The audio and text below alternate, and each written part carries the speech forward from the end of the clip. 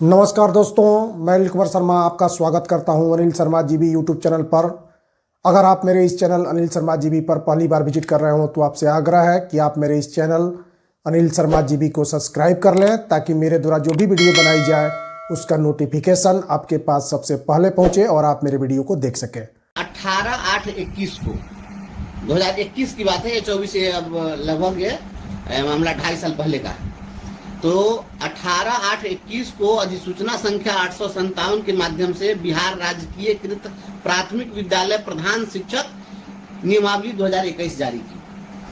नियमावली जारी किस चीज की गई? प्राथमिक विद्यालयों में प्रधान शिक्षक के पद के बहाली के लिए निकाली गई और पदों की संख्या 40,506 निर्धारित की गई। 40,506 प्रधान शिक्षक के पद तय किए गए और यह बहाली होनी थी प्राइमरी स्कूल में। और इसमें बहुत सारी विसंगतियां थी, जैसे उसमें था कि प्रशिक्षित के रूप में 8 वर्षों का शिक्षण अनुभव और भी कई सारी चीजें थी, जिसको लेकर हम लोग हाईकोर्ट चले गए। तो हाईकोर्ट ने कहा कि ये जो आपका रूल है इसको हम केवल ड्राफ्ट रूल मानते हैं और आप सभी स्टेक होल्डर्स से, जो भी संबद्ध पक्ष है, सभी से सलाह लीजिए और फिर फ्रेश नियमावली आप जारी कीजिए। तो वह जो नियमावली थी उसको ड्राफ्ट रूल मानते हुए और उसको स्ट्रक डाउन कर दिया गया। तो फिर सरकार ने सुझाव मांगा, हम लोगों ने सुझाव दिया सरकार को। अब मामला था कि बहाली होनी थी प्राइमरी स्कूल में, 1 to 5 वाले स्कूल में होनी थी बहाली, लेकिन जब ये नियमावली जब नए सिरे से जब जारी की गई तो यह नियमावली आ गई 1 to 8 की नियमावली। अब तो सारे लोग हतप्रभ हैं। अब तो हम लोग अब यह सोच रहे हैं कि ये क्या हो रहा है। ये तो ठीक उसी प्रकार से है कि जब कोई आदमी अपने लड़का की शादी करता है तो लड़की देखने जाता है, तो धूर्त आदमी होता है, वह खराब लड़की को दिखा करके और बाद में अच्छी लड़की को दिखा करके और बाद में खराब लड़की से शादी कर देता है। तो लड़की बदल दिया, इधर नियमावली बदल गई। ये क्या हो गया? नियमावली जो आई थी वो नियमावली थी कि 1 to 5 का हेडमास्टर बनाना था, अभी करा 1 to 8 का हेडमास्टर बनेगा। ये तो हमको समझ में नहीं आया। शिक्षा विभाग का इशारा पदाधिकारी से वो क्या हो गया है? ये नियमावली में हाईकोर्ट में आप कहे, पहले जो आप जारी किए तो कहे कि 1 to 5, अब जो नियमावली जब हाईकोर्ट जब इंटरफेयर कर दिया तो उसी नियमावली को आपको जब लाना था तो क्या सुझाव कोई मास्टर दिया था कि आप उसको 1 to 8 कर दीजिए और 1 to 8 कर सकते थे? यह बिल्कुल गलत नियमावली है। क्यों गलत है? क्योंकि 1 to 5 के स्कूल में जो प्राइमरी स्कूल है, उस प्राइमरी स्कूल में पहले से प्रधान शिक्षक या प्रधानाध्यापक का कोई पद नहीं था। तो ये नया पद सरकार अगर सृजित करती है तो ये ठीक है, चलेगा, कोई दिक्कत नहीं है। लेकिन जो 6 to 8 का जो स्कूल है, जहां पर मिडिल स्कूल है, उस मध्य विद्यालय के प्रधानाध्यापक का पद पहले से रहा है और ये जो पद थे ये प्रोन्नति से भरे जाने वाले पद थे। इन पदों पर सीधे बहाली नहीं की जा सकती है, लेकिन सरकार ने तो सीधे रिक्रूटमेंट शुरू कर दिया। ये हम आपको बताते हैं, ये नियमावली 2020 है, ये 2020 नियमावली है।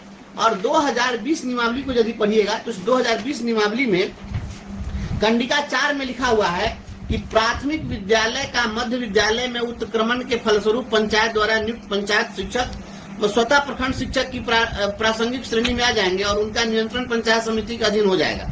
और इसी में आगे लिखा है कि मध्य विद्यालय के माध्यमिक विद्यालय अथवा उच्च माध्यमिक विद्यालय में उत्क्रमण होने के बावजूद कक्षा 1 से 8 तक के लिए नियंत्रण पंचायत समिति के अधीन ही रहेगा। तो एक बात तो इसमें लिख दिया कि जो 1 to 8 की पढ़ाई है वह पंचायत समिति के अधीन है, मतलब पंचायती राज के अधीन है। तो पंचायती राज के अधीन जो विद्यालय है, नियमतः इस विद्यालय में शिक्षा विभाग को बहाली का कोई अधिकार नहीं है। ये जो भी बहाली हुई है शिक्षा विभाग के द्वारा, यह इनको राइट नहीं था। और इसी के कंडिका आपको कंडिका 5 के 3 में लिखा हुआ है कि पंचायत प्रारंभिक शिक्षक संवर्ग में मध्य विद्यालयों में प्रधान अध्यापक के सभी पद प्रोन्नति से भरे जाएंगे। यह स्पष्ट इसमें लिखा हुआ है कि 1 to 8 जो ये कह रहे हैं, जो मिडिल स्कूल है, उस मिडिल स्कूल में प्रधानाध्यापक के जो पद हैं वो सारे पद प्रधान अध्यापक के सभी पद प्रोन्नति से भरे जाएंगे। ये खुद उन्हीं की नियमावली में है। देख लीजिए ये क्या हो रहा है बिहार में। जब खुद बिहार सरकार नियमावली बनाई और कह दिया कि मिडिल स्कूल में प्रधानाध्यापक के सारे पद प्रोन्नति से भरे जाएंगे, तो जब जो सारे पोस्ट प्रोमोशनल पोस्ट हैं तो once the post are declared promotional post, तो फिर उस पर डायरेक्ट रिक्रूटमेंट कैसे हो सकता है? ये तो कॉन्स्टिट्यूशनल मामला बन गया। और आपको बता दें कि आगे हम लोगों ने केस किया था, उस केस में था कि हमको प्रमोशन दीजिए। तो परिवर्तनकारी प्रारंभिक शिक्षक संघ का जो केस था, उस केस में इन्होंने कहा था कि हम इनको प्रमोशन दे देंगे, तो बेसिक ग्रेड के शिक्षक को स्नातक ग्रेड में और स्नातक ग्रेड वाले को प्रधानाध्यापक ग्रेड में प्रमोशन देना था। इसमें और भी संगठन के द्वारा केस किया गया था। उस केस में बजाबता हाईकोर्ट ने आदेश दिया था कि जो स्नातक ग्रेड में उनको प्रधानाध्यापक ग्रेड में प्रोन्नति दे दीजिए। तो आपको हाईकोर्ट कहा प्रमोशन देने के लिए, तो आप प्रमोशन नहीं दीजिएगा, आप विशिष्ट शिक्षक कबड्डी खेलिएगा। आई क्या कर रहे हैं, प्रमोशन देना था तो प्रमोशन नहीं दिए और अभी कबड्डी खेल रहे हैं कि ना आप डायरेक्ट बहाली करेंगे। हाईकोर्ट को सुपरसीड कर रहे हैं, हाईकोर्ट को आप सुपरसीड नहीं कर सकते हैं। और इसी मामले को लेकर टीम परिवर्तनकारी की ओर से केस दायर किया गया है और उस केस में हमारे मुजफ्फरपुर जिला के महासचिव हिमांशु शेखर जी पिटिशनर हैं और एक केस संगठन की ओर से परिवर्तनकारी प्रारंभिक शिक्षक संघ की ओर से भी केस है। तो हमारी जो पूरी टीम है वह माननीय उच्च न्यायालय में है और कल चीफ जस्टिस के बेंच में माननीय मुख्य न्यायाधीश के द्वारा सुनवाई की जानी है। कल 27 नंबर पर हमारा केस लिस्टेड है और कल हम इन चीजों को वहां पर अपने अधिवक्ता के माध्यम से रखेंगे कि बिहार सरकार मनमाने तरीके से प्रधानाध्यापक के पद पर, प्रधान शिक्षक के पद पर बहाली करने जा रही है, या बिल्कुल बहाली गलत है।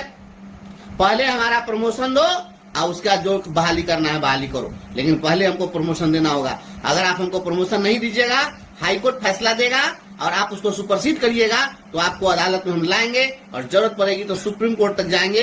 लेकिन जब तक प्रमोशन नहीं होगा तब तक सीधी बहाली आपको नहीं करने देंगे। कल इसी बात की लड़ाई है और चीफ जस्टिस के कोर्ट में सुनवाई होनी है। तमाम शिक्षक साथियों से मैं अपेक्षा करता हूं आप सभी लोग इसी प्रकार से हौसला हिम्मत बनाए रखें, हम लोग लड़ाई को जीतेंगे और बिहार सरकार के हर गलत